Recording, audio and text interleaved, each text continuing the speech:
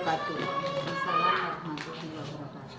Saya Fitria, CGP Angkatan 7 Kabupaten Temanggung, akan berbincang-bincang dengan beliau, Ibu Esti Budi Rahayu SPD, Kepala Sekolah SD Negeri Glagahonggo, Kecamatan Bejen, Kabupaten Temanggung, tentang penerapan pengambilan keputusan berbasis nilai-nilai kebajikan sebagai pemimpin. Selamat siang Bu Esti. Selamat siang Bu Fitri. Mohon maaf ini Bu Esti, saya mengganggu waktu Bu Esti sebentar. Saya ingin berbincang-bincang mengenai penerapan pengambilan keputusan berbasis nilai-nilai kebajikan sebagai seorang pemimpin. Nah, ini nanti saya akan mengajukan beberapa pertanyaan-pertanyaan kepada Bu Esti mengenai penerapan pengambilan keputusan berbasis nilai-nilai kebajikan sebagai seorang pemimpin, sebagai Bu Esti sebagai pemimpin di sini. Untuk pertanyaan pertama, selama ini bagaimana Bu Esti dapat mengidentifikasi kasus-kasus yang merupakan dilema etika atau rujukan moral? Pertama, untuk mengidentifikasi kasus-kasus yang merupakan dilema etika atau rujukan moral, yaitu dengan mengenali atau memahami aspek-aspek permasalahannya. Siapa yang berkasus misalnya diajak ngobrol, bagaimana kronologinya, kemudian dianalisa, didiskusikan, kemudian diambil keputusan segera. Misalnya itu termasuk dilema etika, benar versus benar. Nah, maka kita harus mengambil skala prioritas supaya tetap berpihak pada kepentingan murid, tidak terabaikan, namun masalah yang satu juga terselesaikan. Nah, kemudian kalau yang termasuk dengan rujukan moral, nah itu betapapun beratnya nanti sebuah benturan dari penyelesaian karena akan terkesan agak saklek gitu, itu tetap harus dilakukan karena nanti kalau dibiarkan akan menjadi pembiasaan yang kurang baik gitu. Karena benar versus salah. Benar versus salah. Gitu. Baik Bu Esti, ini ada pertanyaan yang terakhir dari saya, yaitu dari semua hal yang telah disampaikan oleh Bu Esti, pembelajaran apa yang dapat Bu Esti petik dari pengalaman Bu Esti selama mengambil keputusan dilema etika?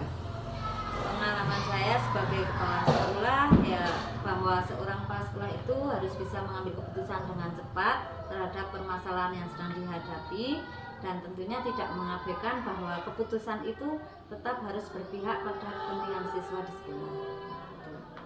Tetap berpihak kepada kepentingan siswa di sekolah, pengambilan keputusan yang tentunya tadi sudah bertanggung jawab serta berdasarkan nilai-nilai kebajikan.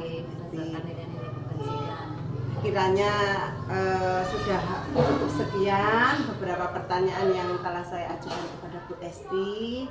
Terima kasih atas waktu yang telah diluangkan oleh Bu Esti, atas pengetahuan baru, pengalaman dari Bu Esti yang telah diberikan kepada saya, sehingga pada hari ini saya mendapat pengetahuan yang secara langsung dari Bu Esti. Kemudian semoga apa yang telah disampaikan Bu Esti dapat menambah wawasan bagi saya ketika suatu saat saya juga berada dalam posisi pengambilan keputusan berbasis nilai-nilai kebajikan sebagai seorang pemimpin.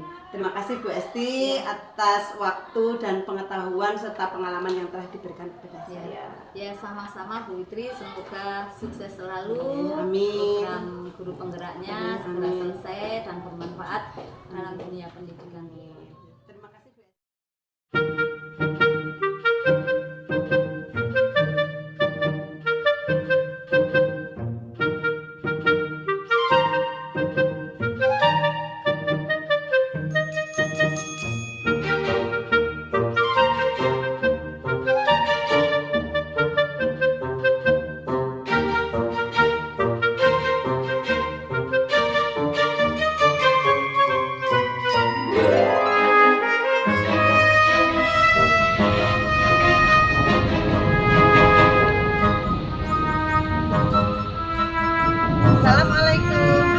warahmatullahi wabarakatuh. Saya Fitria, TGP Angkatan 7 Kabupaten Temanggung akan melakukan percakapan dengan Kepala SD Negeri Congkrang, Kecamatan Bejen, Kabupaten Temanggung terkait materi penerapan pengambilan keputusan berbasis nilai-nilai kebajikan sebagai seorang pemimpin.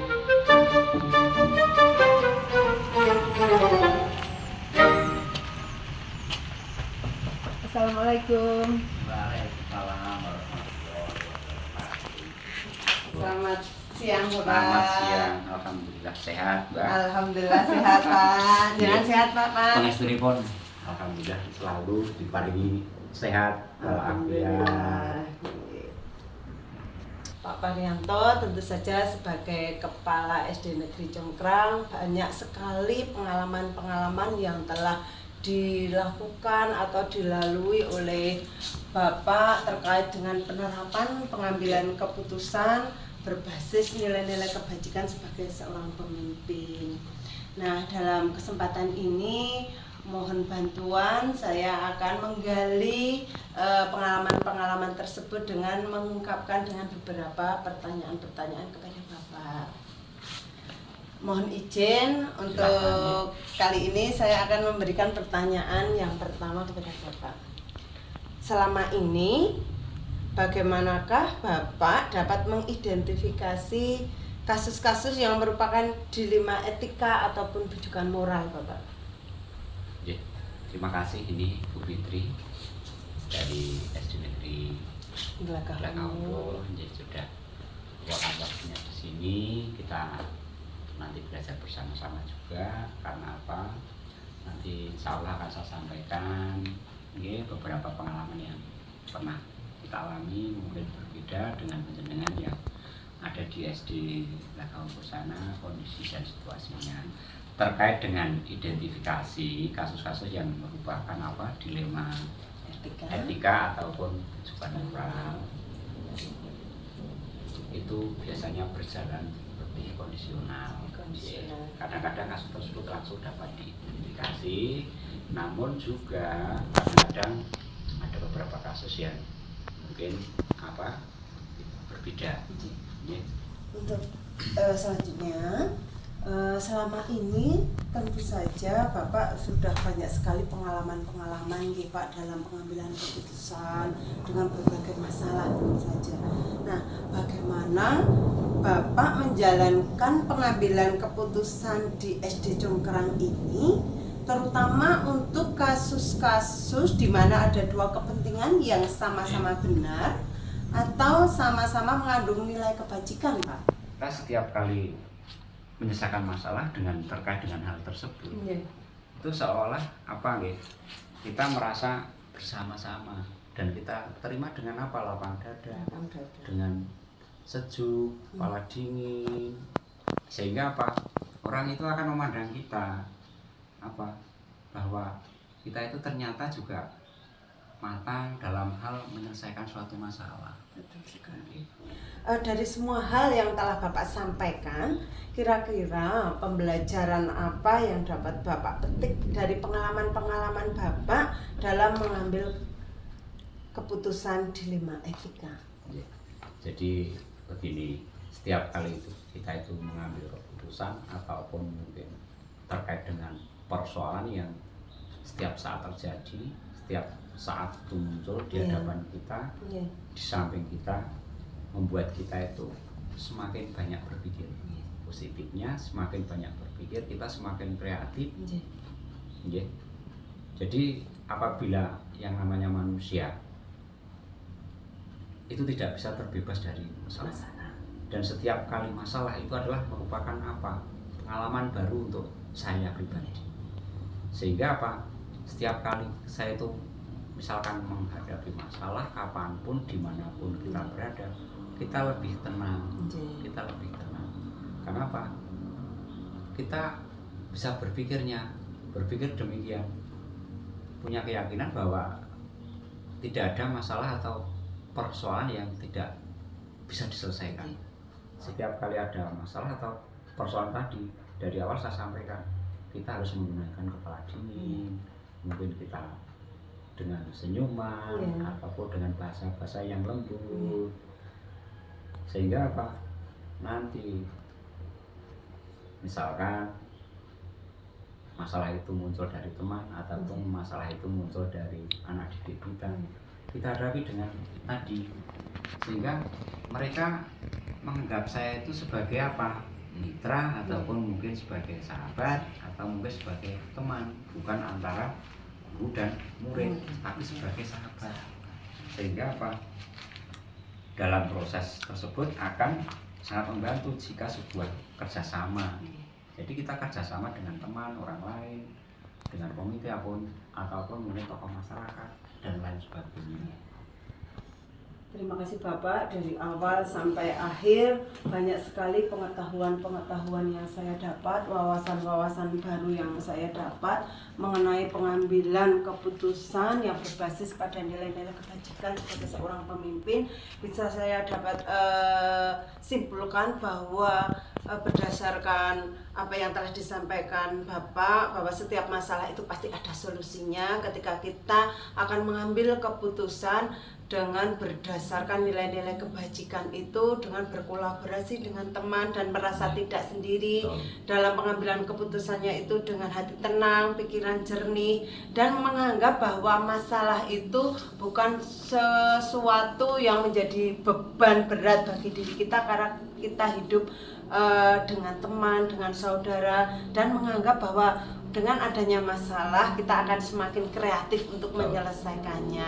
Terima kasih Bapak atas semua waktu, atas pengetahuan, pengalaman Bapak dalam pengambilan keputusan baik di SD Negeri Congkrang ini maupun dalam kehidupan sehari-hari. Tentu saja menambah wawasan bagi saya untuk terus mendalami atau mempertebal materi saya dalam penerapan pengambilan keputusan berbasis nilai-nilai kebajikan sebagai pemimpin.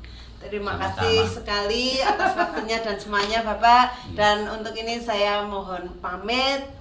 Salam buat teman-teman guru yang lain. Saya mohon undur diri. Wassalamualaikum warahmatullahi wabarakatuh. Waalaikumsalam warahmatullahi wabarakatuh. Pamit Bapak. Terima kasih. Monggo Bapak.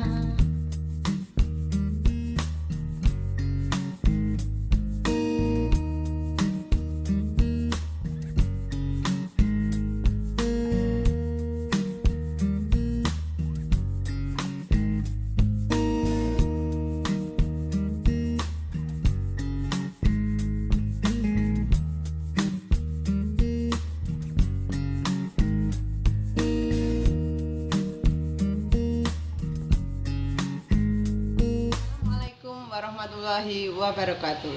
Saya Fitriah, CGP Angkatan 7 Kabupaten Temanggung dari SD Negeri Glagah Ombo akan mewawancarai Kepala Sekolah SD Negeri Kemuning, Ibu Indah Ciptawati SPD. Assalamualaikum Ibu. Waalaikumsalam Fitri. Selamat siang. Selamat siang. Sehat Bu Cip? Alhamdulillah. Pangestu Ibu. Tasih sehat-sehat mawon nggih Bu, tetap semangat nggih. Amin. Nggih. Begini Bu, kedatangan saya ke sini yang pertama silaturahim, yang kedua saya mendapatkan tugas kaitannya dengan pendidikan saya, CGP, materi mengenai penerapan pengambilan keputusan berbasis nilai-nilai kebajikan sebagai seorang pemimpin. Nah, dalam hal ini saya mohon izin untuk bisa mewawancarai Ibu terkait dengan materi tersebut. Tentu saja banyak sekali pengalaman-pengalaman Ibu yang telah dilaksanakan kaitannya dengan penerapan pengambilan keputusan berbasis nilai-nilai kebajikan sebagai seorang pemimpin. Insya Allah. Mohon maaf ini Bu, jadi mengganggu waktunya Ibu untuk melakukan aktivitas di sekolah. Terus saya mohon waktu untuk melakukan wawancara ini. Mohon izin untuk dapat mulai Bu. Saged monggo. Ibu, yang pertama yang ingin saya tanyakan adalah selama ini bagaimana Ibu dapat mengidentifikasi kasus-kasus yang merupakan dilema etika ataupun kesulitan moral. Kalau menurut saya, Oke, menurut saya itu pertama kali itu saya mencermati dulu akar permasalahannya, itu saya cermati dulu. Setelah itu saya melihat latar belakang dari dari pembuat dilema etika tersebut. Setelah itu saya itu sering menentukan siapa yang terlibat dalam situasi ini. Saya cermati dulu. Setelah itu saya baru mengumpulkan fakta-fakta yang ada. Baru saya memberikan pengujian ini benar atau Terakhir nih Bu, ada pertanyaan yang terakhir nih. Dari semua hal yang telah disampaikan Ibu, pembelajaran apa yang dapat Ibu petik dari pengalaman-pengalaman Ibu mengambil keputusan dilema etika?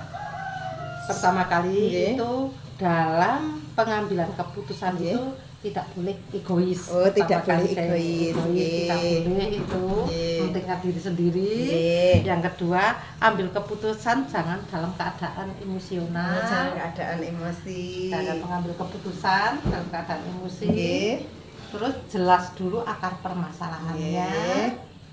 Terus kalau memungkinkan untuk musyawarah harus dimusyawarahkan. Oke.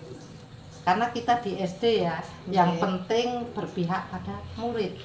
Itu ambil nilai-nilai kebajikan, Oke. kebaikan, dan bertanggung jawab apa yang telah diputuskan dalam masalah tersebut. Atau keputusan itu kita ambil resiko yang ada, kita harus bertanggung jawab. Harus dipertanggungjawabkan. Dipertanggungjawabkan. Jadi ini sepertinya pengalaman-pengalaman atau pembelajaran yang Ibu petik dari pengalaman ketika pengambilan keputusan itu bisa menjadikan Ibu tidak egois dalam mengambil Iya, keputusan, bisa egois. terus tidak dalam keadaan Keadaan emosi, emosional. berarti Ibu bisa lebih mengatur emosi nggih, Iya, ketika iya. dalam pengambilan keputusan. Keadaan tenang, gitu. Tenang, benar-benar jelas akar masalahnya, nggih, dimusyawarahkan dulu, kemudian dalam pengambilan keputusan tentu saja ini seperti yang dikatakan Ibu bahwa harus tetap berpihak pada murid, dapat dipertanggungjawabkan. Kemudian tadi sesuai dengan nilai-nilai kebajikan, begitu Ibu.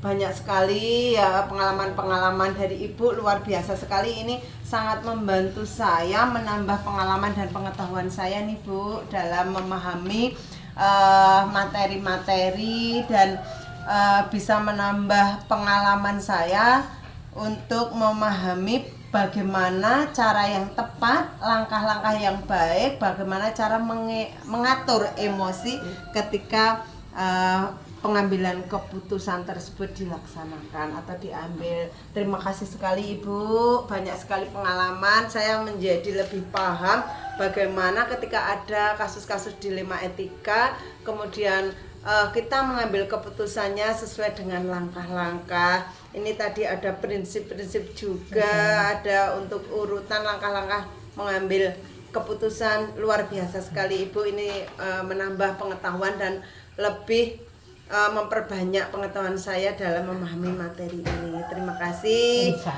Mohon maaf atas waktu yang telah diberikan. Terima kasih atas ilmunya dan pengalamannya. Sama-sama, itu juga ilmu bagi saya.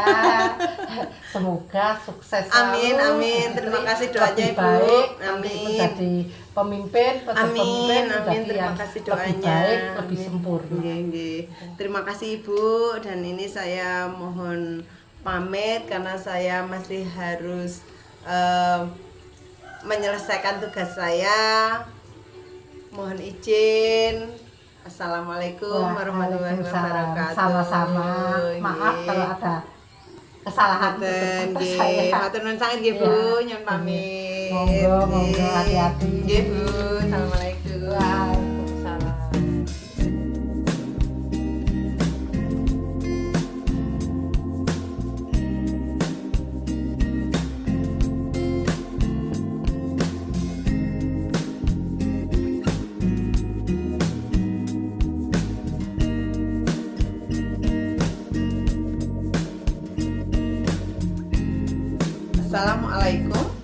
warahmatullahi wabarakatuh.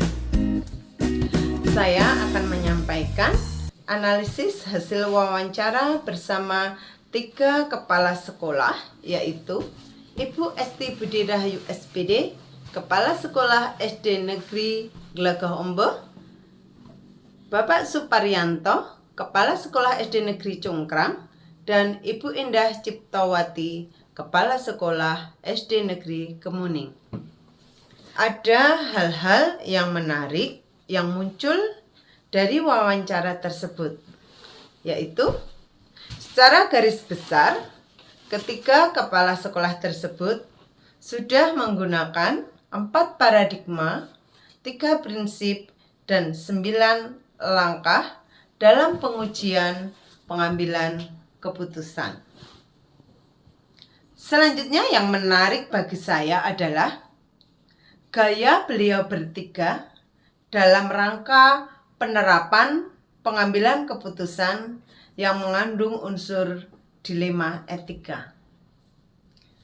Berdasarkan hasil wawancara bersama ketiga kepala sekolah tersebut, tentu saja ada beberapa persamaan terkait dengan pengambilan yang mengandung unsur dilema etika.